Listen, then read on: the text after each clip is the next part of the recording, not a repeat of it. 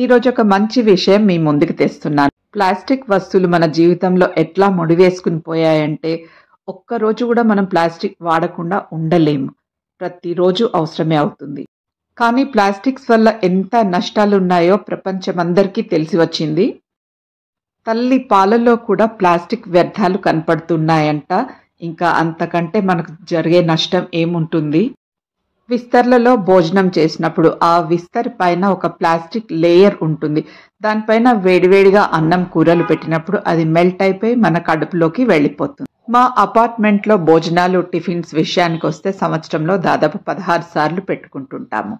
Plastic ని పూర్తిగా నిర్మూలించలేం, కానీ మా ఈ 16 సార్లు భోజనాలు టిఫిన్స్ అయినా కూడా స్టీల్ ప్లేట్స్ లో పెట్టుకుందామని మేమందరం కలిసి డబ్బులు వేసుకుని షాప్కి వెళ్ళి ఇలా ప్లేట్స్ తెచ్చి ఆకులు కూడా కుట్టేసి వాడుతున్నాము. ఇంకా మా young team Roja and team వీటిని కడిగించిన తర్వాత తుడిచి కూడా పెట్టేసి